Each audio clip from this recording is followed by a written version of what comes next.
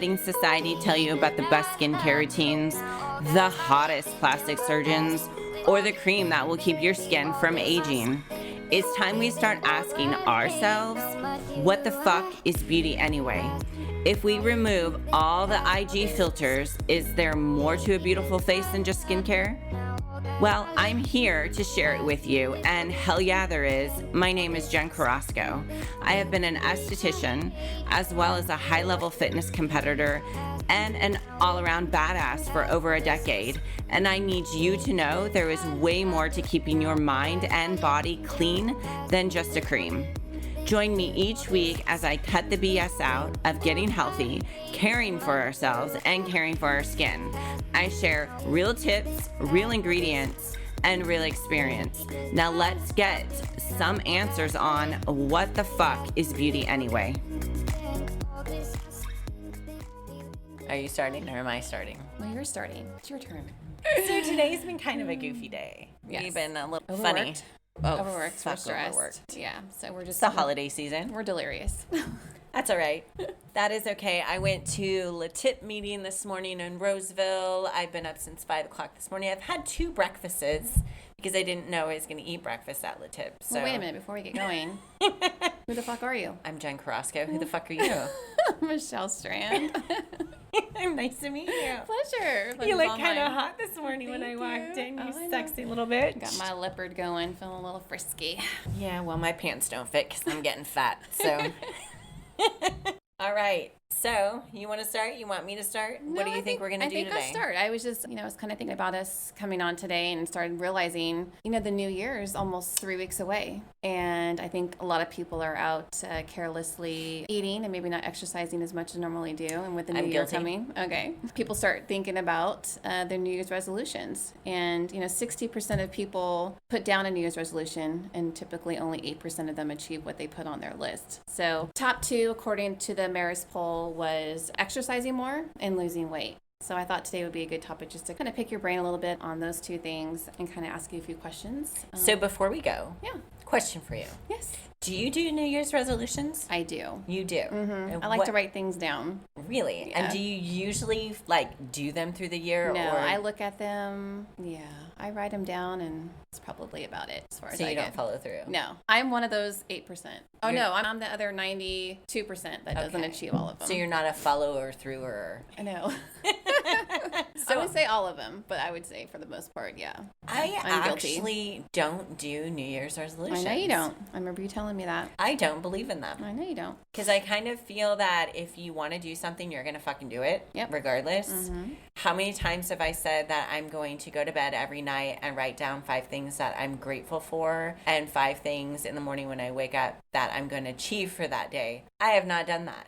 So maybe that's my New Year's resolution, but I think every day is a new day. Absolutely. But a new opportunity. So, well, let's just talk. Let me just ask my question. So, with people exercising, wanting to exercise more and losing weight, do you think it can be dangerous for people to lose weight too quickly? Absolutely. So a lot of fad diets that are out there and fad things to do. And one of them is, really cutting your calories. For instance, I had a client, actually, this is funny that you asked that. I just had a client yesterday. And when I get them in my chair, I do skincare, everything else. But a lot of times, because I've been in the fitness industry for a long time, they ask me questions about diet and nutrition. Mm-hmm. Now, I'm not a nutritionist. I'm not a dietitian. I just know what has worked for me over years, and I am a huge guru with looking up things and going over all these diets and even trying them myself just so I know what it feels like and what it does to your body and doing research on it. Right. And we were going over she can't lose weight, and yeah, she's a muncher, she eats this and that, and she eats crap. I guess when she was telling me her diet, it wasn't really crap, it was actually really good healthy food she was eating. It wasn't bad. And then she told me, I asked her what her calorie intake was for the day, and she said about 800 calories. And I thought to myself, how tall are you? So she told me her height and her weight, and I'm like, you are slowing your metabolism down. People don't understand. They think, okay, I'm going to cut these calories out of my diet. And even me, I'm totally freaking guilty of it, because I'll say, okay, I want to lose weight. And the first thing that flips in my mind is I need to cut my calories. But that's really not it, because what happens is when you cut your calories down, your body goes into a starvation mode. So yes, initially you're going to lose weight. You're going to lose maybe some like water weight, things like that. But with doing that, your body starts holding on to everything that you're putting into it. And it can actually, you'd be amazed that you can actually start gaining weight with that, because your metabolism is just off its rocker. It's not knowing what's going on. And honestly, nobody in their right mind can really maintain an 800 calorie diet.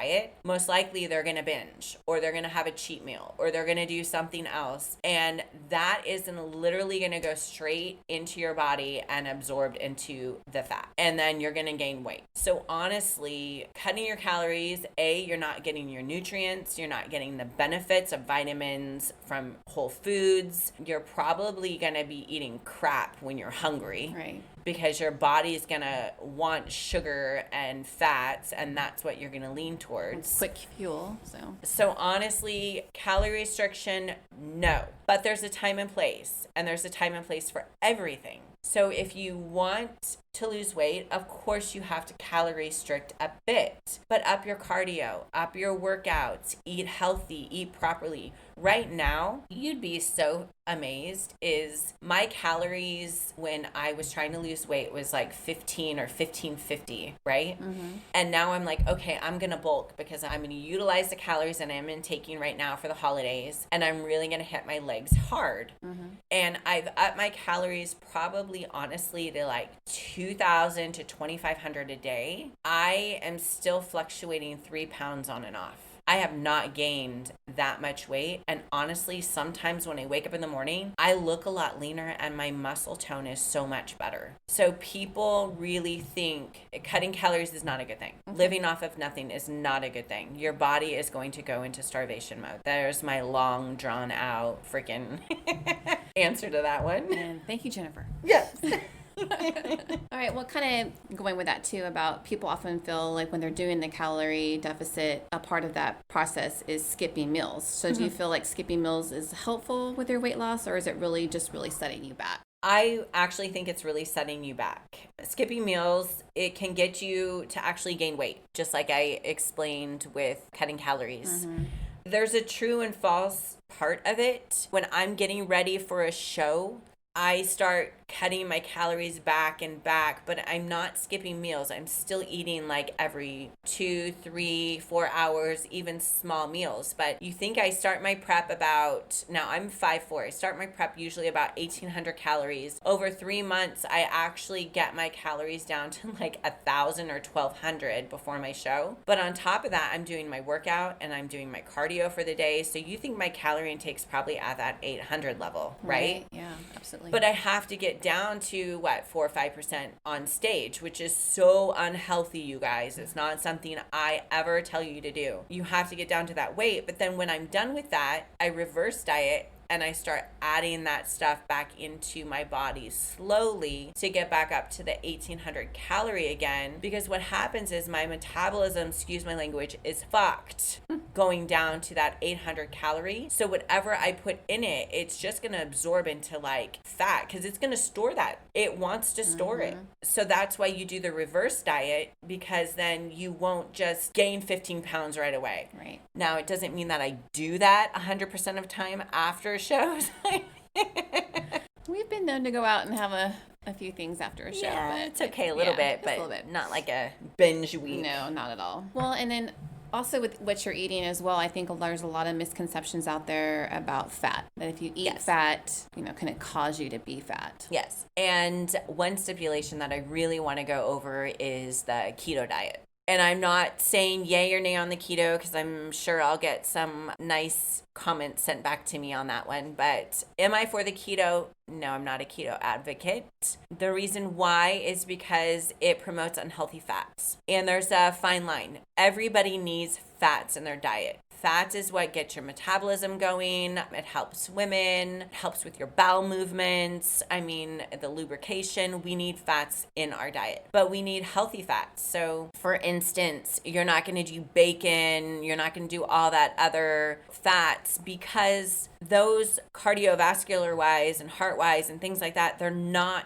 good for your body. So you want to stick with more fats like avocado, seeds, nuts. Also, another thing too is some of the research that I was looking at YouTube, I didn't realize so much, but even like the olive oils that you throw in your dressing, things like that, you don't realize that just 1 tablespoon, how many calories are in that 1 tablespoon. And if you just cut that out in your day over a week, I mean, that could be 500 calories because I know I eat salads every day. So that could be like 500 calories in a whole week. Right. So the one thing that I tend to do is I get sauerkraut. I like spicy, so I get the chipotle sauerkraut or whatever else. And a lot of times it has the juice in it. So I'll pour that into my salad and then I'll take the sauerkraut and put it in my salad. And then I put a little bit of nutritional yeast on it, which is full of B vitamins. Right. And so it gets that thick consistency kind of. And then I mix it together and it tastes freaking amazing. Maybe even a little salsa. Wow. If you want that. And it's really good. So there's so many alternatives. Or like salad dressing, for instance, if you're like a strawberry person or whatever else, you can take apple cider vinegar. You can mix, like actual berries in there and shake it up in your little like blender shaker, whatever you have, and then pour that on your salad. And you get actually your fruits. So you get your vitamins. Actually, if you did, I think it's 1 tablespoon of apple cider vinegar with every meal, they have research that it will actually help your body to burn your food faster, which will make you actually lose weight more by eating if you have it within every single meal. Hadn't heard that one. Yeah. Very cool. So, yeah. And it takes everything away. I use it on poor Duke all the time. Well, and I think a lot of times, people will enjoy their salads. They'll have their, 35 calorie salad with their lettuce and kales or whatever, and they'll put 300 calories worth of salad dressing on there. People don't understand. Yeah. So they don't understand why they're not losing weight. I have a salad every day.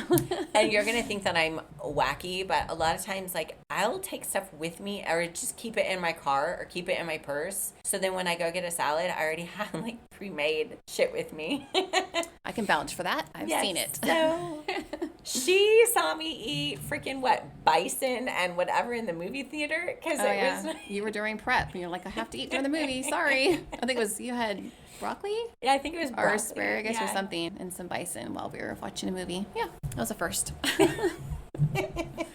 So with me going to nutritional school and becoming a health coach myself, part of our course, year-long course that I went through was learning there's over 100 different dietary theories out there. What are some of your favorites, or what are some that kind of you feel like keep coming up with people? There's misconceptions that are happening out there with what they think about them. Yeah. Well, I think like the keto diet, I think is really similar to what like the Atkins diet, right? I mean, it's the same it's pretty much just rolled around something different. It's a new name. Yeah. Keto's the name of Atkins. When carb restriction, it's definitely huge to lose weight. Like I'm for carb cycling. I'm definitely for all of that. But what people don't understand is, say for instance, the Atkins or keto or anything like that. If you want to lose weight dramatically, so say you're really overweight and obese, I definitely say, okay, yes, I think that the keto is probably good because it will dramatically lose that weight that you need to, but it's not something over a period of time that anybody can probably sustain. I mean, you can, but honestly, it's really not healthy.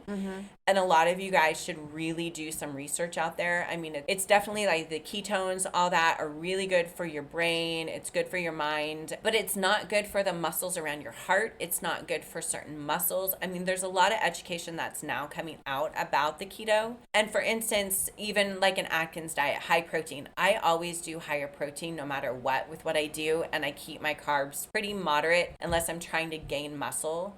Then I keep my protein moderate and my carbs high, because carbs are actually a fuel source to get that protein into the muscle properly. Right. So you have to have carbs in your diet. honestly, when you're going to lose weight, whenever you start a fad diet or any diets that are out there, you're going to lose that weight because you're going to lose the water, getting that sodium, everything else out of your body that you're not used to. You're going to start losing the water. You're definitely going to start losing some of the weight. But a lot of times people can't sustain that. And then they'll go back to having carbs in their diet or go back to having certain things. And you'll actually gain more weight because your body's not used to it. So there's the Atkins. There's been a lot of talk about the juice Yes. diets too. So the juice diet, which we've done a couple times, and I like to do everything anyway just to start it, especially like before I think I started my prep, we did a juice diet Right. a couple times ago, I'm not sure. And the thing is that with a juice diet, it's great. It depends on who you go through to get your juice diet, whether you're doing it yourself or you're going through a company. Right. Because if they do a juice where, say, there's apples or fruits or anything like that, you're getting nothing but sugar, which is not good for your body. So you just have to watch, because you're going to lose that weight, but it's going to come back. And also, you're not going to get your vitamins. You're not going to get your nutrients. I'm not saying that you shouldn't juice. You should. But my honest opinion is, if you want to give your system a break, do a healthy juice diet, maybe for a couple of days, and then slowly add back in that food rather than just going and having a big meal after you've gotten done, because your body's just going to completely store that as body fat. Maybe utilize juicing for more of health benefits, not weight loss. Stop thinking of it as all of these fad diets as weight loss. Start thinking of it as a lifestyle change. Right. You know, you're going to eat healthy. And it doesn't mean, like, for me, I eat healthy pretty much all the way around. But it doesn't mean, like, on Christmas that I'm not going to have 6 cookies, a piece of cake, or whatever else and beat myself up about it. It's about your lifestyle change. So I say, okay, that day I ate these things. I know I did that. But then the next day I'm going to go to the gym and kick my ass at the gym and work harder with certain things and utilize that food in my body towards certain things to build. Right. Well, I think another one too that's popular as well is the vegan diet. So I know a lot of people venture into that for different reasons. One of them is just because it's an animal source and they don't believe in hurting animals to give us food. Other people, it's their way of, you know, maybe cutting dairy out of their diet is kind of doing the vegan diet. So what do you think about that? Well, I actually go vegan after my shows a lot of times. I give my body a break from animal food. I think it's a fabulous diet, but just like any lifestyle change, there's issues with that. So with cutting out meat out of your diet, you are losing some of the nutrients. So you need to make sure that when you do go vegan, that you definitely are getting your protein from sources and good sources. Be careful. Don't go and just get these pre-made vegan patties, because they're filled with shit, you guys. They're filled with tons of sodium.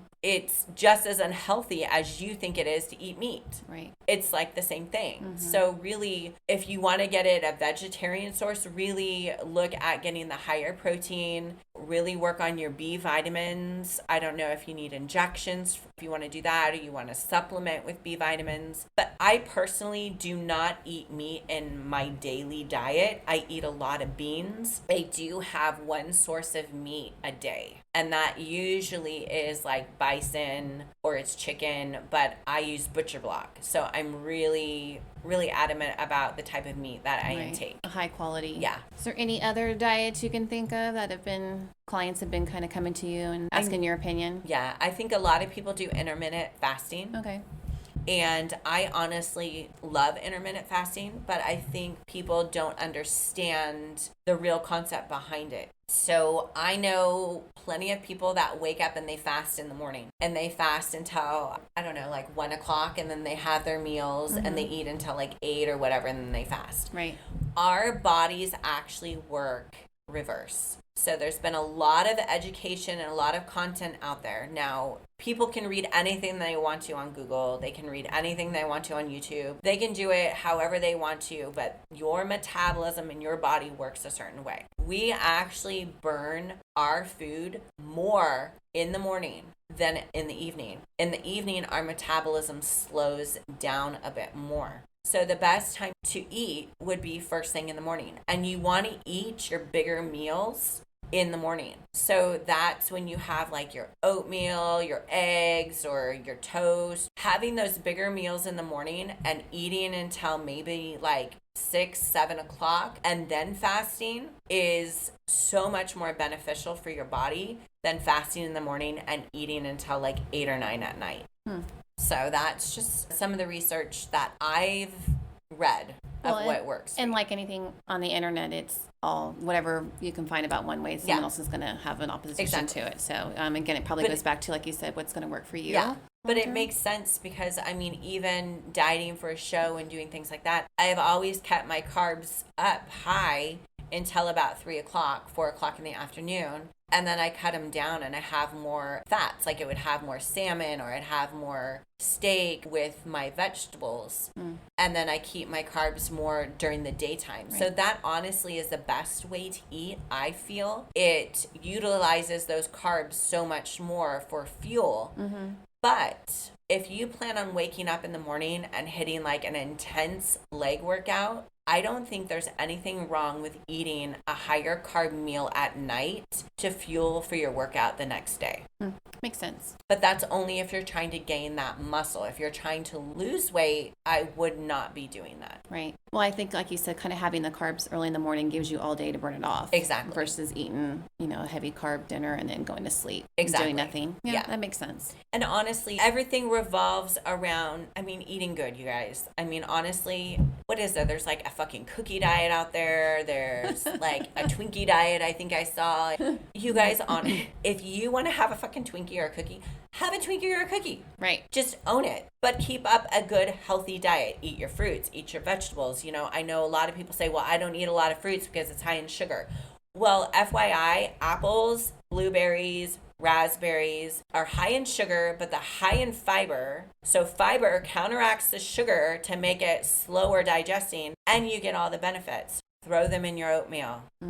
Put them on a piece of toast. Don't be scared. Put them in some yogurt. Don't be scared. You should really be eating, I would say 2 to 3 fruits a day, high vegetables, carbs. I really like a Whole30. Right. I always think that is the best way to eat is a Whole30. Whole Foods. Yep. Way to go. I don't have my little rubber band to snap my wrist right now. You told me I want to give it to you.